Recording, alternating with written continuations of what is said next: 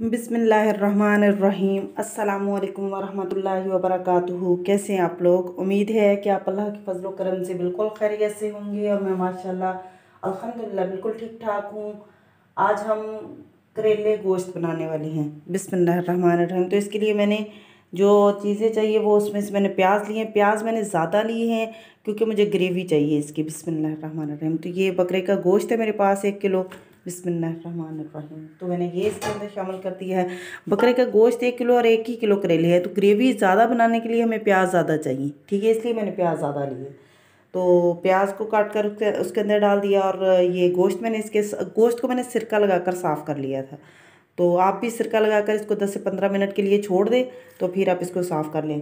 तो ये टमाटर है, टमाटर मैंने 4 से 5 अदर डाले हैं। तो टमाटर मैंने फ्रीज़ किए हुए थे। जब भी आपके पास ज़्यादा हम बाज़ार से टमाटर ले आते हैं तो मैं उसको फ्रीज़र में रख देती हूँ, तो वो उसमें बर्फ़ जम जाती है। तो ये इसके ऊपर से मैंने छिलका उतार लिया था, ठीक है, आप भी छिलका उतार लीजिएगा। बिस्मिल्लाहिर्रहमानिर्रहीम। तो ये मैंने 4 से 5 अदर टमाटर इसमें शामिल कर दिए हैं। बिस्मिल्लाहिर्रहमानिर्रहीम। ये लहसुन का एक बड़ा गट्ठा था वो मैंने छील लिया है। और इसमें बड़ी इलायची है 3 से, और एक छोटी इलायची है, तीन बड़ी इलायची हैं और दालचीनी है। ये साबुत मसाले। जब भी आप कोई भी गोश्त बनाएं तो उसको स्टीम देनी है या उसको बॉयल करना है, तो साबुत मसालों का बड़ा अहम रोल होता है उसमें। तो ये मैं इसमें शामिल कर दूँगी। बिस्मिल्लाहिर्रहमानिर्रहीम। तो अब इसके साथ ही मैं इसमें नमक शामिल करूँगी और हल्दी शामिल करूँगी। बिस्मिल्लाहिर्रहमानिर्रहीम। तो हम इसको कुकर को बंद कर देंगे और बंद करने के बाद हम इसको स्टीम दे लेंगे। 4 से 5 मिनट हम इसको पकाएंगे तो गोश्त हमारा अच्छे तरीके से गल जाएगा। बिस्मिल्लाहिर्रहमानिर्रहीम। तो नमक हम हस्बे ज़रूरत इस्तेमाल करेंगे क्योंकि हमें बाद में भी इस्तेमाल करना है। बिस्मिल्लाहिर्रहमानिर्रहीम। हल्दी इस्तेमाल कर देंगे 1 से 1.5 चम्मच। बिस्मिल्लाहिर्रहमानिर्रहीम।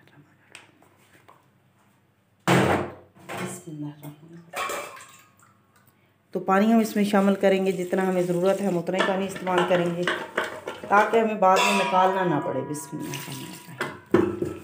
बस जितने में हमारा गोश्त जो है वो अच्छे तरीके से गल जाए। अब मैं इसको ढक्कन लगा दूंगी और ढक्कन लगाने के बाद मैं इसको चूल्हे पर चढ़ा दूंगी। एक तरफ मैंने कुकर में वो गोश्त को गलाने के लिए रख दिया और दूसरी तरफ ये करेले हैं। करेलों को मैंने नमक लगाकर और बर्फ़ लगाकर रख दिया था तो धूप में। तो ये माशाल्लाह हो गए हैं साफ़। इसको कर लिया, इसके पानी को मैंने अच्छे तरीके से निचोड़ लिया था, ठीक है। पहले हम इसको काटेंगे, साफ़ करके इसको नमक लगा देंगे। नमक लगा के और इसमें एक काफ़ी सारी बर्फ़ को तोड़कर इसके अंदर डाल देंगे। फिर इसको धूप में रख देंगे या वैसे ही हम किचन में रख दें इसको आधा घंटा के लिए। जब बर्फ़ पिघल जाए तो फिर करेले इसके पानी को अच्छे तरीके से हम साफ़ कर लेंगे। तो करेले जो है वो आपके कभी कड़वे नहीं बनेंगे इंशाअल्लाह ताला। तो अब मैं करेलों को फ्राई कर लूँगी और फ्राई करने के बाद इसको तेल से अलग कर लूँगी। बिस्मिल्लाहिर्रहमानिर्रहीम। ये देखें गोश्त मेरा बिल्कुल गल चुका है और मैंने इसको वहाँ से कुकर से निकाल कर कढ़ाई में ट्रांसफ़र कर दिया है। मैं इसको यहाँ पर 3 से 4 मिनट तक इसको फ्राई करूँगी।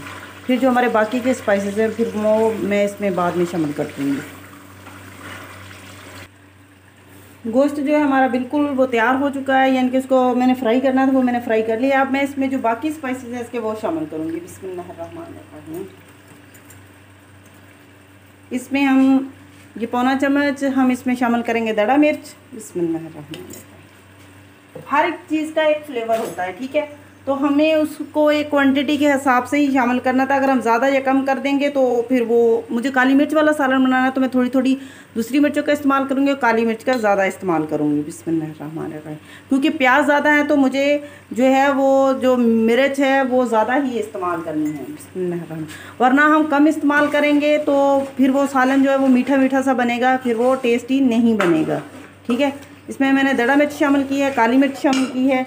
बिस्मिल्लाहिर्रहमानिर्रहीम। सूखा धनिया हम शामिल करेंगे 1 चम्मच। हल्दी ऑलरेडी हम पहले से ही शामिल कर चुके हैं। बिस्मिल्लाहिर्रहमानिर्रहीम। नमक भी हम पहले से शामिल कर चुके हैं लेकिन हम इसको थोड़ा ही इस्तेमाल करेंगे। अगर अशद ज़रूरत होगी तो हम फिर से इस्तेमाल कर सकते हैं उसको, ठीक है। तो सूखा धनिया जाएगा इसमें, ज़ीरा जाएगा इसमें 1 चम्मच,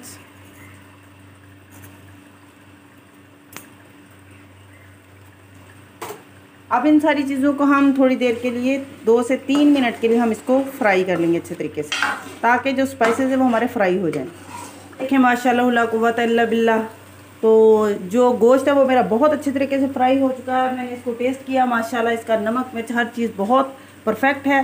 करेले जो मैंने फ्राई करके रखे हुए थे वो मैं इसमें अब शामिल कर दूंगी, और शामिल करने के बाद मैं इसको थोड़ी देर के लिए 4 से 5 मिनट के लिए मैं इसको दम पर छोड़ दूंगी, ताकि करेले जो है बहुत अच्छे तरीके से इसमें मिक्स हो जाएं। ठीक है, अब मैं इसको ढक दूंगी।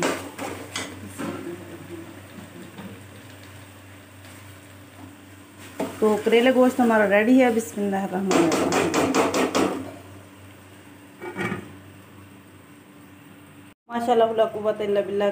देखिए माशाल्लाह करेले जो है वो गोश्त करेले आपके सामने, करेले गोश्त बहुत मज़े के तैयार हो चुके हैं। इसी के साथ मुझे दें इजाज़त। मेरे चैनल को सब्सक्राइब करें, लाइक करें, शेयर करें। अल्लाह ताला आपको आपके घरों में खुश रखे, आबाद रखे। अल्लाह ताला आपको और मुझे खुशी और खजू से 5 वक्त की नमाज़ पढ़ने की तौफीक अता फरमाए। अल्लाह ताला आपको और मुझे अपनी और अपने नबी हज़रत मोहम्मद मुस्तफ़ा सल्लल्लाहु अलैहि वसल्लम की मोहब्बत और हदायत नसीब करे। आमीन सुम्मा आमीन। अल्लाह हाफिज़।